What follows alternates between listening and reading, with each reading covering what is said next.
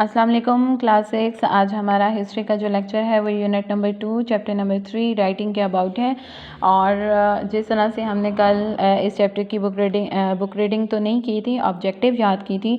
और writing basically क्या होता है, राइटिंग क्या होती है मतलब लिखना, कोई भी लफ्ज़ लिखना और अपने हाथ से लिखना, पेंसिल से लिखना, ठीक है, या फिर पेन से लिखना। और उसे मतलब राइटिंग किस लिए की जाती है कि हम किसी की भी कोई बात है उसको हम समझ सकें, ठीक है।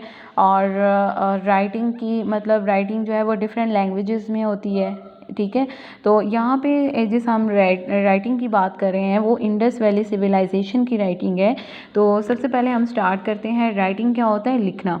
Writing is a way of depicting and expressing a language, यानी जिस तरह से मैंने आपको बताया कि डिपिक्टिंग क्या होता है यानी मंजरकशी करना, और एक्सप्रेसिंग अ लैंग्वेज यानी अपनी ज़ुबान को एक्सप्रेस करना, अपने वर्ड्स को एक्सप्लेन करने के लिए हम राइटिंग का इस्तेमाल करते हैं by a set of symbols, pictures and letters.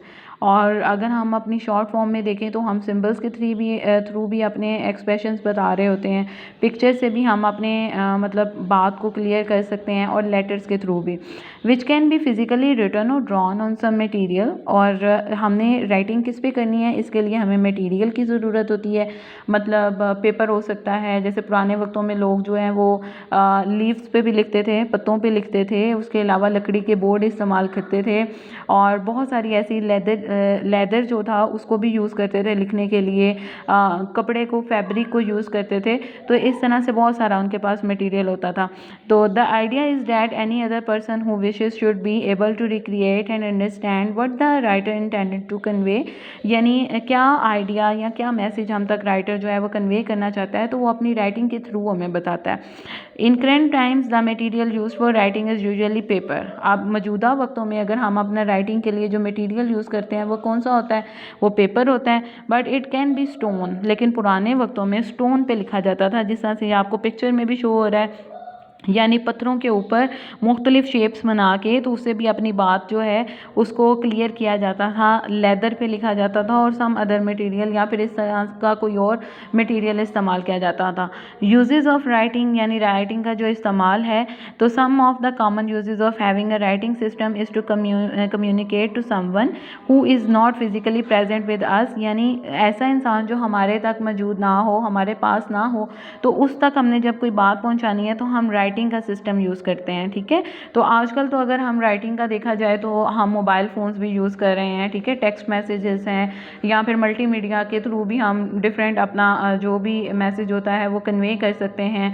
और बहुत सारी ऐप्स आ गई हैं जिसके थ्रू हम राइटिंग वगैरह करके, और या फिर अपना अब तो वॉइस मैसेज भी हम भेज सकते हैं। तो इस तरह से जो राइटिंग है वो कितनी ज़्यादा इंपॉर्टेंट हो चुकी है। Another use is to keep a record of something important.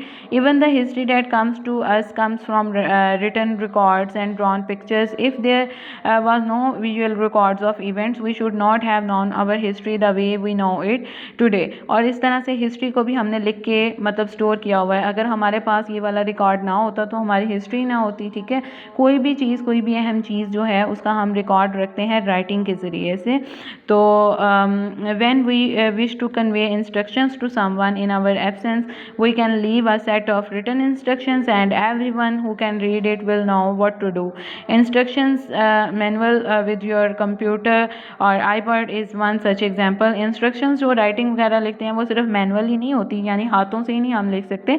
जिस तरह से मैंने आपको बताया कि मोबाइल फ़ोन्स हम यूज़ करते हैं, कंप्यूटर यूज़ करते हैं, iPods यूज़ करते हैं, ये सारी चीज़ें जो हैं वो हमारी राइटिंग मटेरियल में आती हैं। हम इसके थ्रू जो है वो राइटिंग कर सकते हैं।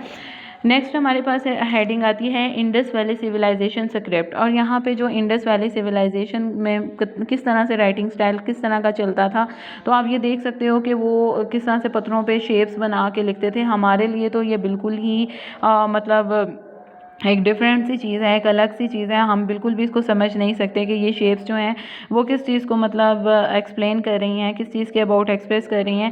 तो ये क्यूनीफॉर्म राइटिंग है, ये नीचे मेंशन भी किया हुआ है। ये कौन सी राइटिंग स्टाइल है, क्यूनीफॉर्म राइटिंग, ठीक है। ये पिक्चर के नीचे देखें, क्यूनीफॉर्म राइटिंग स्टाइल है।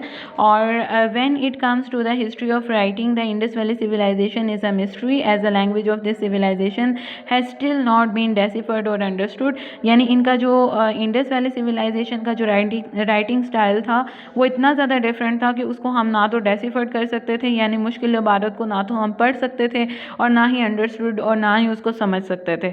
It is for this reason that we know so little about the various aspects of this civilisation including its script and writing. Experts believe the writing systems in the world developed gradually from symbols and pictures. Indus valley ने जब लिखना शुरू किया तो उन्होंने pictures को use किया, symbols को यूज़ किया. With the passage of time became true writing system from a proto writing system to a true writing system. Since we do not yet understand the language of the Indus Valley civilization and therefore are not certain about the development of writing in the Indus civilization, we will instead focus on the two writing systems developed in Mesopotamia, Sumerian and Egypt, the other two highly developed civilization. यानी इनका जो writing style था Indus valley civilisation वालों का वो इतना ज़्यादा tough था कि उसको हम समझ नहीं सकते थे, और सिर्फ हम दो ही राइटिंग सिस्टम यहाँ पे हमने जो है वो डेवलप किए. वो था मेसोपोटामिया. मेसोपोटामिया क्या था, यानी पार्ट ऑफ इराक, यानी इराक का हिस्सा.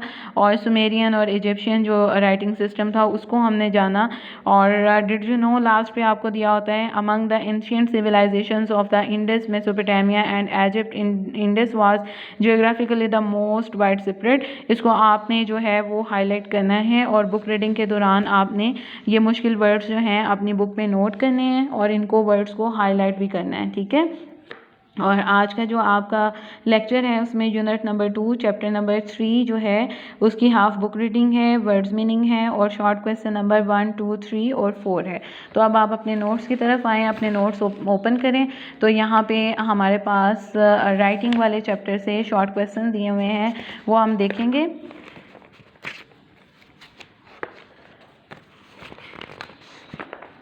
ओके. तो सबसे पहले वर्ड्स मीनिंग आप देख लें. डिपिक्टिंग मंजर कशी करना, इवेंट्स त्यौहार या वाक़यात, एस्पेक्ट्स पहलू, कम्प्लेक्स मुश्किल, कम्युनिकेट रब्त पैदा करना, इंस्ट्रक्शन हदायत, इजिप्ट मिस्र और एक्सटिंक्ट नापैद. अब क्वेश्चन 1 है हमारे पास, व्हाट इज़ राइटिंग. राइटिंग क्या होती है. तो writing is a way in which language is really represented. ठीक है. Define deciphered, convert a text written in code और a coded signal into normal language. ठीक है. यानी कि कोड वर्ड्स में लिखना या कोडेड सिग्नल्स में लिखना. ठीक है. अपने नॉर्मल लैंग्वेज को शो करने के लिए इसे हम डेसिफर्ड कहते हैं. When was Mohenjodaro discovered. Mohenjodaro का मतलब दरियाफ्त हुआ. तो Mohenjodaro which is a part of Indus valley civilisation, यानी ये मोहनजोदारो जो है वो इंडस वैली सिविलाइजेशन का हिस्सा है. Was discovered by British archaeologist in 1922. Define logogram. Logogram क्या होता है. A symbol that represents a word और अ फ्रेज, यानी ऐसी अलामत जो किसी वर्ड को या फ्रेज को रिप्रेजेंट करे उसको हम लोगोग्राम कहते हैं. ये क्वेश्चन नंबर 1, 2, 3 और 4 के बाद आपने आज की डेट मेंशन करनी है आपके लेक्चर में. आज बुक रीडिंग है, वर्ड्स मीनिंग है और ये फर्स्ट 4 शॉर्ट क्वेश्चंस हैं.